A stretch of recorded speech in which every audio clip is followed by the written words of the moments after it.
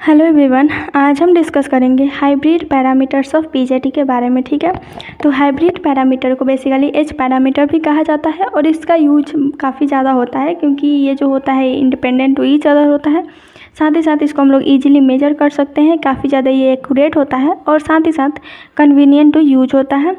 और उसके अलावा जो ट्रांजिस्टर मैन्युफैक्चरर्स होते हैं वो एच पैरामीटर्स को स्पेसिफाई करते हैं, इसीलिए ज़्यादातर एच पैरामीटर्स का यूज किया जाता है बीजेटी में। ठीक है, तो ये बेसिकली ये कुछ रीज़न होता है जिसकी वजह से बीजेटी में जो एच पैरामीटर होता है उसका यूज काफ़ी ज़्यादा होता है। नेक्स्ट है 2 पोर्ट रिप्रेजेंटेशन ऑफ बीजेटी। ठीक है, तो सबसे पहले हाइब्रिड पैरामीटर या फिर हाइब्रिड इक्विवेलेंट सर्किट को ड्रॉ करने से पहले बीजेटी में उसको हम लोग क्या करेंगे, 2 पोर्ट में रिप्रेजेंट करेंगे बीजेटी को। ठीक है, तो सबसे पहले हम लोग क्या करते हैं, जो बीजेटी है उसको इसको क्या करते हैं, रिप्रेजेंट करते हैं 2 पोर्ट नेटवर्क में। ठीक है, उसके बाद हम लोग उसका हाइब्रिड इक्विवेलेंट सर्किट निकालेंगे और साथ ही साथ उसका जो इक्वेशन होगा वो लिखेंगे और उसका हाइब्रिड पैरामीटर्स को हम लोग देखेंगे। ठीक है, तो जो बाइपोलर जंक्शन ट्रांजिस्टर होता है बेसिकली उसमें 3 टर्मिनल्स होते हैं। ठीक है, और 2 पोर्ट नेटवर्क में हम लोग को 4 टर्मिनल चाहिए होता है। ठीक है, तो यहाँ पे क्या हो जाएगा, 3 टर्मिनल है जो कि है एमीटर, बेस एंड कलेक्टर। तो इसमें हम लोग क्या करते हैं, 2 पोर्ट में रिप्रेजेंट करने के लिए बीजेटी को एक जो टर्मिनल होता है उसको कॉमन ले लेते हैं, या तो हम लोग इमीटर को लेंगे या फिर हम लोग बेस को लेंगे या फिर हम लोग कलेक्टर को लेंगे। ठीक है, अगर हम लोग बेस को लेते हैं तो उसको हम लोग क्या बोलते हैं, कॉमन बेस कॉन्फ़िगरेशन या फिर कॉमन बेस कनेक्शन। ठीक है, वहीं अगर हम लोग बात करें इमीटर को, अगर हम लोग कॉमन लेते हैं तो उसको क्या बोलते हैं, कॉमन इमीटर बोलते हैं, और कलेक्टर को लेते हैं तो कॉमन कलेक्टर कहते हैं उसको। ठीक है, तो अगर हम लोग कॉमन एक टर्मिनल को अगर हम लोग कॉमन ले लेते हैं तो क्या हो जाएगा, यहाँ पे 4 टर्मिनल हो जाएगा, मीन्स कि 2 इनपुट में हो जाएगा, 2 आउटपुट में टर्मिनल हो जाएगा। तो इस तरह से हम लोग क्या करते हैं, जो बीजेटी होता है उसको रिप्रेजेंट करते हैं 2 पोर्ट नेटवर्क में। ठीक है, हम लोग देखते हैं अब कि जो एच पैरामीटर होता है उसका कैसा नेटवर्क होता है, उसका इक्वेशन क्या है, उसका जो चारों पैरामीटर्स होते हैं H11, H12, H21, H22 उसको हम लोग फाइंड करेंगे। ठीक है, उसके बाद हम लोग बीजेटी में उसको उस पैरामीटर्स को समझेंगे। ठीक है, तो जो हाइब्रिड पैरामीटर होता है उसका कुछ इस तरह से इसका सर्किट होता है। यहाँ पे V1 है, यहाँ पे V2 है, 2 वोल्टेज है, यहाँ पे I1 करंट है, यहाँ पे I2 करंट है और ये बीच में एक नेटवर्क होता है। ठीक है, ये इनपुट साइड का है और ये आउटपुट साइड का है, इसमें भी 2 टर्मिनल है, आउटपुट साइड में भी 2 टर्मिनल है, इसलिए हम लोग इसको 2 पोर्ट नेटवर्क बोलते हैं। ठीक है, तो इसका जो इक्वेशन होगा वो क्या होगा, V1 = H11I1 + H12V2। ठीक है, ये इक्वेशन फर्स्ट हो जाएगा। I2 क्या हो जाएगा, H21I1 + H22V2, ये इक्वेशन सेकेंड हो जाएगा। ठीक है, तो हम लोग को ये H11, H12, H21, H22 को फाइंड करना है। ठीक है, तो उसके लिए हम लोग क्या करेंगे, पहले V2 को 0 करेंगे, देन हम लोग I1 को 0 करेंगे, फिर उसके बाद जो हम लोग को पैरामीटर फाइंड आउट करना होगा जो कि है H11, H12, H21, H22 उसको हम लोग फाइंड करेंगे। ठीक है, तो सबसे पहले हम लोग क्या करते हैं, V2 को 0 करते हैं। अगर हम लोग V2 को 0 कर रहे हैं तो इक्वेशन फर्स्ट में क्या होगा कि जब हम लोग V2 को 0 कर रहे हैं तो ये जो पूरा टर्म होगा 0 हो जाएगा, तो हम लोग को क्या मिलेगा, V1 = H11I1, चूँकि ये तो 0 हो गया है। ठीक है, तो यहाँ से हम लोग H11 का वैल्यू निकाल सकते हैं। यहाँ पे क्या हो जाएगा, H11 = हो जाएगा V1/I1। ठीक है, इसको बेसिकली हम लोग बोलते हैं इनपुट इम्पेडेंस। ठीक है, इसको हम लोग डिनोट करते हैं HI से। ठीक है, और नेक्स्ट इक्वेशन की बात करें हम लोग सेकंड इक्वेशन में, तो अगर हम लोग V2 को 0 कर रहे हैं तो जो ये वाला जो पार्ट है वो 0 हो जाएगा। तो यहाँ पे क्या मिल जाएगा हम लोग को, I2 = H21I1।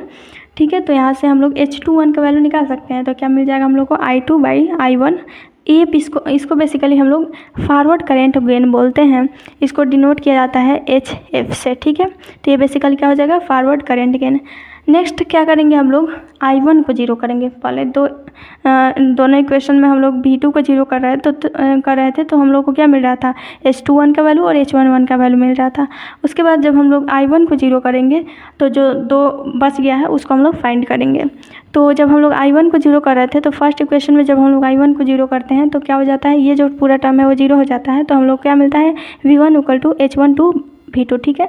तो यहाँ से हम लोग H12 का वैल्यू निकाल सकते हैं। तो क्या मिल जाएगा हम लोग को V1 डिवाइडेड बाई V2, इसको बोलते हैं रिवर्स वोल्टेज गेन ठीक है। नेक्स्ट इक्वेशन सेकंड की बात करें तो उसमें जब हम लोग I1 को जीरो करते हैं तो क्या मिलता है I2 equal to H22 V2 ठीक है। तो यहाँ से क्या हो जाएगा H22 equal to I2 by V2, इसको बेसिकली हम लोग बोलते हैं आउटपुट इम्पेडेंस ठीक है। तो ये 4 पैरामीटर्स है HI, HO, HR, HF ठीक है। तो ये 4 इसका पैरामीटर्स है जिसको हम लोग फाइंड किए ठीक है। अब हम लोग BJT में इसको देखेंगे। तो सबसे पहले उसके लिए हम लोग क्या करेंगे, इक्विवेलेंट सर्किट को ड्रॉ करेंगे। तो इसके लिए हम लोग कंसिडर करेंगे कॉमन इमीटर कॉन्फ़िगरेशन का। हम लोग कॉमन बेस का भी यूज कर सकते हैं, कॉमन कलेक्टर का भी यूज कर सकते हैं ठीक है। तो यहाँ पे कॉमन इमीटर कॉन्फ़िगरेशन का सर्किट डायग्राम ड्रॉ किए हैं। तो यहाँ पे क्या हो जाएगा, इमीटर है बेसिकली, यहाँ पे कॉमन क्या होगा इमीटर, इनपुट साइड में भी और आउटपुट साइड में भी ठीक है। तो ये बेसिकली एक सिंपल कॉमन इमीटर कॉन्फ़िगरेशन का सर्किट डायग्राम है। इसका हम लोग इक्विवेलेंट सर्किट डायग्राम अगर ड्रॉ करें तो कुछ इस तरह से बनेगा। यहाँ पे RB है तो यहाँ पे RB है तो यहाँ पे क्या हो जाएगा RB, और उसके बाद यहाँ पे जो वोल्टेज सोर्स है वो क्या है VVB ठीक है। तो यहाँ पे VVB हो जाएगा। यहाँ पे क्या होगा HIE ठीक है। ये बेसिकली क्या है इनपुट इम्पीडेंस है, और E इसलिए है क्योंकि हम लोग कॉमन इमीटर कॉन्फ़िगरेशन का यूज कर रहे हैं ठीक है। कॉमन बेस कॉन्फ़िगरेशन का यूज करेंगे तो यहाँ पे HIB हो जाएगा, यही डिफरेंस है। और अगर हम लोग कॉमन कलेक्टर कॉन्फ़िगरेशन का यूज करेंगे तो यहाँ पे HIC हो जाएगा ठीक है। तो ये यहाँ पे हो जाएगा HIE ठीक है। उसके बाद यहाँ पे क्या हो जाएगा रिवर्स वोल्टेज गेन HREVO, चूँकि ये वोल्टेज पर डिपेंड कर रहा है तो यहाँ पे HREVO हो जाएगा आउटपुट वोल्टेज ठीक है।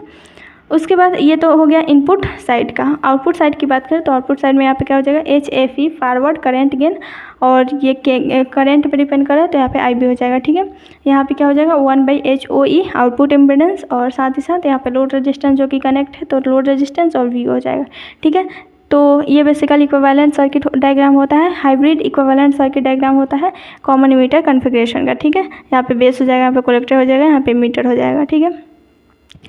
इसका इक्वेशन क्या होगा V1 या V1 जैसे उस इक्वेशन में था सिंपल, जब हम लोग हाइब्रिड पैरामीटर्स को देख रहे थे उस कंडीशन में V1 था तो यहाँ पे क्या हो जाएगा VI हो जाएगा, इनपुट साइड में जो वोल्टेज है वो V1 equal to HIE plus HREVO ठीक है।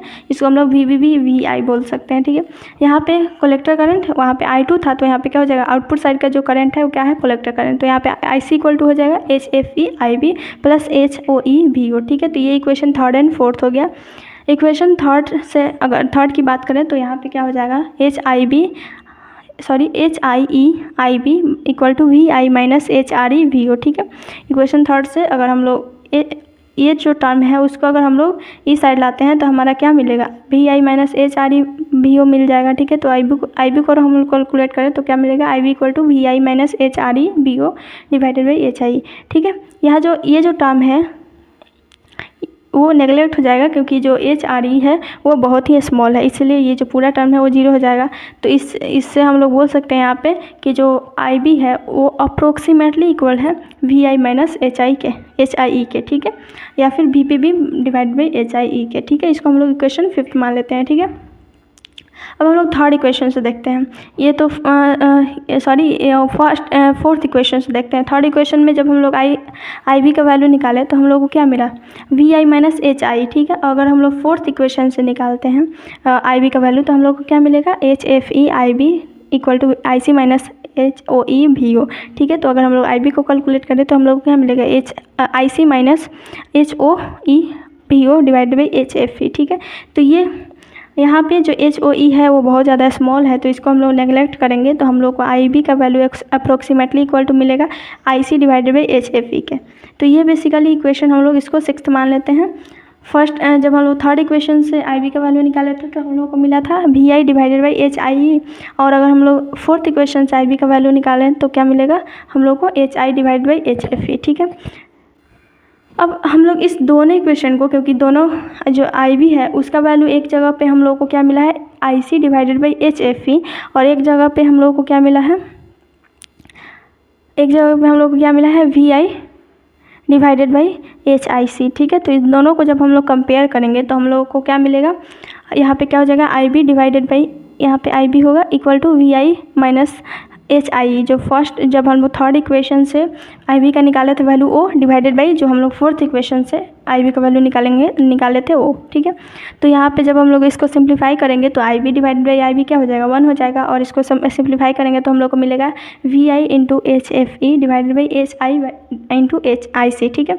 तो यहाँ से हम लोग एच एफ ई का वैल्यू निकाल सकते हैं। तो यहाँ से हम लोग एच एफ ई का वैल्यू निकालें तो हम लोग को मिलेगा H F equal to H I I C divided by V I. तो एक पैरामीटर से निकल गया। नेक्स्ट हम लोग इसी इक्वेशन से एच आई ई का वैल्यू भी निकाल सकते हैं। तो यहाँ पे एच आई इक्वल टू क्या हो जाएगा, H F E into V I divided by I C, ठीक है। तो ये इक्वेशन 708 हो गया, ठीक है। अब हम लोग फर्स्ट तो हम लोग आई वी निकाले, उसके बाद हम लोग उसको कंपेयर किए तो हम लोग को एच एफ ई और एच आई ई का वैल्यू मिला, मीन्स कि इनपुट इम्पीडेंस और फॉरवर्ड करंट गेन का वैल्यू हम लोग को मिल गया, ठीक है। अब हम लोग को निकालना है दो पैरामीटर्स, उसके लिए हम लोग क्या करेंगे, यहाँ पे वी ओ का वैल्यू फाइंड आउट करेंगे। इक्वेशन थर्ड से अगर हम लोग वी आउटपुट वोल्टेज का वैल्यू फाइंड आउट करें तो हम लोग को क्या मिलेगा, यहाँ पे क्या था इक्वेशन थर्ड में,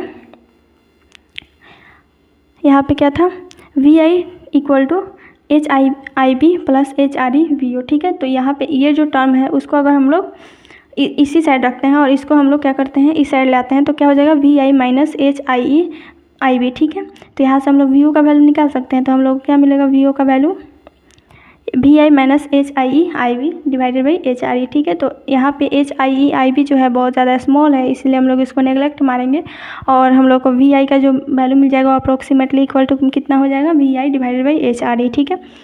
तो ये इक्वेशन थर्ड से वी ओ का वैल्यू निकला। अब हम लोग इक्वेशन फोर्थ से वी ओ का वैल्यू निकालेंगे, ठीक है। तो इक्वेशन फोर्थ की बात करें तो उसमें क्या है, उसमें क्या था, I C equal to H F E I B plus H O E V O. तो इस टर्म को अगर इसी साइड रखते हैं और इसको हम लोग इस साइड लाते हैं तो क्या हो जाएगा, आई सी माइनस, यहाँ पे आई C minus H F E I B, ठीक है। तो यहाँ से अगर हम लोग वी ओ का वैल्यू निकालेंगे तो ये जो टर्म होगा वो डिवाइड में चला जाएगा, नीचे इसके चले जाएगा। तो यहाँ पे क्या हो जाएगा, हम लोगों को मिल जाएगा वी ओ का वैल्यू, इक्वेशन फोर्थ से हम लोगों को वी ओ का वैल्यू क्या मिल जाएगा, I C minus H F E I B divided by H O E, ठीक है। तो यहाँ पे जो H F E I B जो है बहुत ज़्यादा स्मॉल है, इसलिए हम लोग इसको नेगलेक्ट करेंगे तो हम लोग को वी ओ का वैल्यू मिलेगा approximately equal to I C divided by H O E. तो यहाँ पे दो इक्वेशन हम लोगों को मिला वी ओ का, ठीक है। तो यहाँ पे और दोनों जो इक्वेशन है वो डिफरेंट है। वी ओ का वैल्यू यहाँ पे मिला है A V I divided by H R E और यहाँ पे हम लोग को क्या मिला है, I C divided by H O E, ठीक है। तो इन दोनों को जब हम लोग कंपेयर करेंगे तो हम लोग को क्या मिलेगा, इन दोनों को जब हम लोग कंपेयर करेंगे तो यहाँ पे V O divided by V O क्या हो जाएगा 1, और ये जो वी ओ का वैल्यू जो इक्वेशन थर्ड से मिला था उसका और हम लोग डिवाइड करते हैं इक्वेशन जो फोर्थ में मिला था उससे, तो हम लोग को जब हम लोग इसको सिंप्लीफाई करते हैं यहाँ पे तो हम लोग को क्या मिलेगा, V I into H O E divided by H R E I C, ठीक है। तो यहाँ से हम लोग एच ओ ई और एच आर ई का वैल्यू निकाल सकते हैं। यही तो हम लोग को वैल्यू निकालना है क्योंकि हम लोग एच एफ ई और एच आई का वैल्यू तो निकाल लिए हैं। तो यहाँ पे एच आर ई क्या हो जाएगा, इस साइड ये जो जाएगा इस साइड चला जाएगा तो हम लोग को क्या मिलेगा, V I H O E divided by I C, ठीक है। तो ये हो गया एच आर ई, ठीक है। अब हम लोग को एच ओ ई इसी क्वेश्चन से निकाल सकते हैं। यहाँ पे एच ओ ई है तो यहाँ पे क्या हो जाएगा, H R E I C divided by V I. तो ये हमारा चार जो पैरामीटर्स था, H F E H I E H R E और एच ओ ई, ये जो चारों पैरामीटर्स था वो निकल गया। तो ये बेसिकली हाइब्रिड जो इक्विवेलेंट सर्किट था, कॉमन इमीटर कॉन्फ़िगरेशन का ये था। अगर हम लोग कॉमन बेस कॉन्फ़िगरेशन की बात करें तो कॉमन बेस कॉन्फ़िगरेशन में क्या हो जाएगा, जहाँ जहाँ पे ई है यहाँ पे एच आर ई है तो यहाँ पे एच आर स्मॉल बी हो जाएगा, एच आर स्मॉल बी या फिर एच एफ बी हो जाएगा, एच आई बी और एच ओ बी हो जाएगा, ठीक है। यही एक चेंजेज होगा इसमें।